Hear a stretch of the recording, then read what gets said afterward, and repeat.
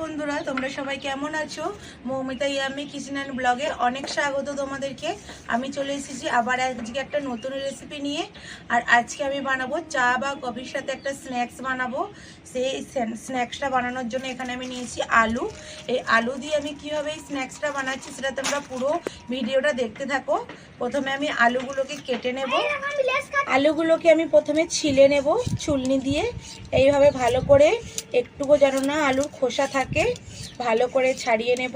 আর এই রেসিপিটা করার জন্য কিন্তু পুরো এক সমানেরই আলুগুলো হতে হবে, ছোট বড় হলে হবে না।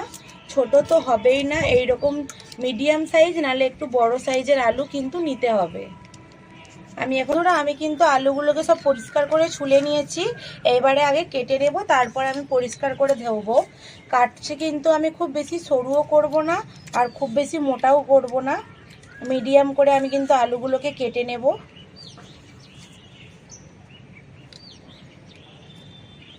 এইভাবে আমি আলুগুলোকে কেটে নেব।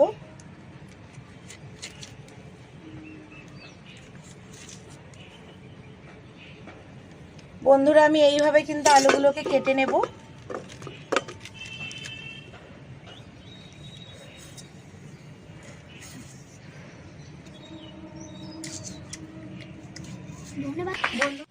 বন্ধুরা, এইভাবে কিন্তু সব আলুগুলো আমি কেটে ভালো করে পরিষ্কার করে ধুয়ে নিয়েছি। আর আলুটাকে কিন্তু ভালো করে ধুতে হবে, আলুতে যেন একটুকু কষ থাকে। আলু পরিষ্কার করে আমি এখন ধুয়ে নিয়েছি। আর এখানে আমি আঁচও জেলে দিয়েছি, কড়া বসিয়ে দিয়েছি। এখন কড়ার মধ্যে দিয়ে দেব জল। কড়ার মধ্যে কিন্তু আমি জলটা দিয়ে দিয়েছি। আর এবারে দিয়ে দেব আলুগুলো। এটা কিন্তু মানে বেশি সেদ্ধ করা যাবে না, 4 ভাগের 1 ভাগ সেদ্ধ করতে হবে, আর 3 ভাগ কিন্তু কাঁচাই থাকবে। বন্ধুরা, এখানে আমি পরিমাণ মতো লবণ দিয়ে দেব।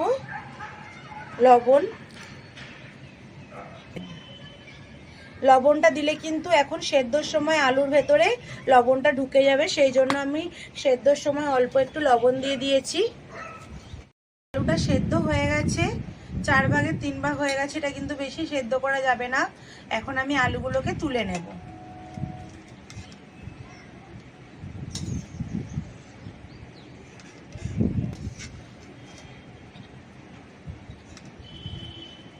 বন্ধুরা, এই আলুগুলো কিন্তু একটু ঠান্ডা করে নেব। আর এটাকে কিন্তু পুরো শুকনো করে নেব, যাতে শুকনো হয়ে যায়। একটু হাওয়া লেগে জল থাকলে কিন্তু হবে না। একটু আমি হাওয়ায় মিলে দেব, দিয়ে একটু ভালো করে শুকনো করে নেব।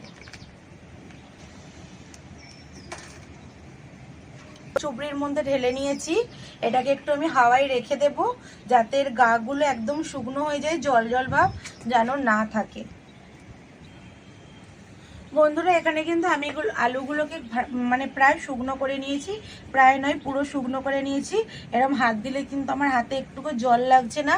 আর বাড়িতে তোমরা যখন বানাবে অবশ্যই কিন্তু আলুটাকে এরকমভাবে শুকনো করে নেবে, নাহলে কিন্তু জল থাকলে এটা ভালো হবে না। এখন আমি একটা বড় পাত্রে ঢেলে নিয়েছি, এর মধ্যে কিছু মশলা আমি দিয়ে মাখিয়ে নেব। ওরা আমি আলুতে কিন্তু সেদ্ধর সময় নুন দিয়ে দিয়েছিলাম, এখন আমি কিন্তু অল্প করে নুন দেব। এবার এর মধ্যে আমি দিয়ে দেব একটু গোলমরিচের গুঁড়ো, দিয়ে দেব একটু জিরে গুঁড়ো,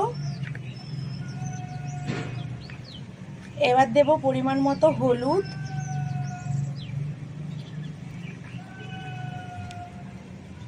এবার দেব লঙ্কার গুঁড়ো। লঙ্কাটা তোমরা যে যেরকম ঝাল খাও সেরকম হিসাবে দেবে। লঙ্কার গুঁড়ো দিয়ে দিয়েছি। এইবার আমি এখানে দেব চাট মশলা,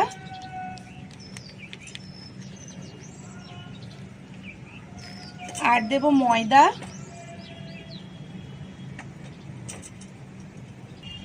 এইবারে একটা ডিম দিয়ে দেব। এইসব কিন্তু দিয়ে ভালো করে ম্যারিনেট করলে এটা খেতে কিন্তু খুব সুন্দর হবে, খুব ক্রিস্পি হবে। দিয়ে এটাকে ভালো করে আমি মাখিয়ে নেব।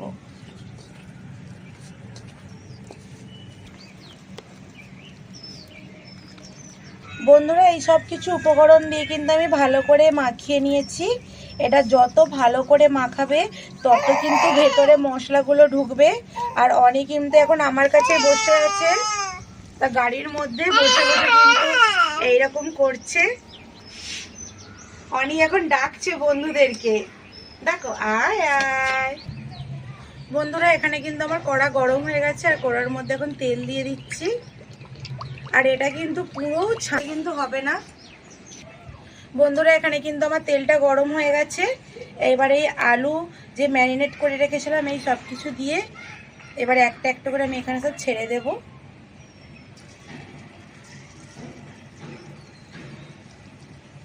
এইভাবে কিন্তু আমি সবগুলো ভেজে নেব।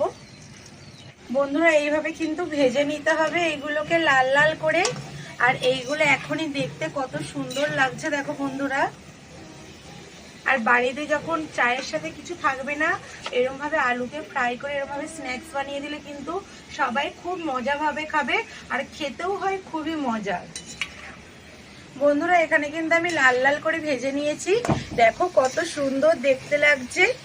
আমার এটা কিন্তু হয়ে গেছে, এটা আমি তুলে নেব। এইভাবেই কিন্তু আমি সবগুলো আবার ভেজে নেব।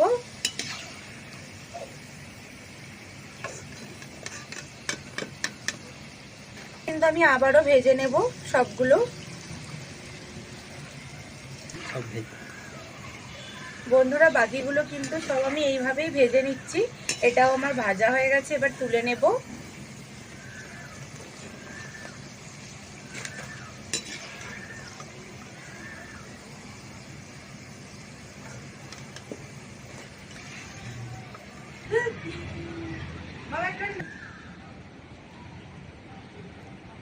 বন্ধুরা এইভাবে কিন্তু আমি সবগুলো ভেজে নিয়েছি, আর দেখতে কত সুন্দর লাগছে। আর এটা সস দিয়ে কিন্তু খেতে খুব ভালো লাগে, সেই জন্য আমি সাইডে সসও নিয়ে নিয়েছি।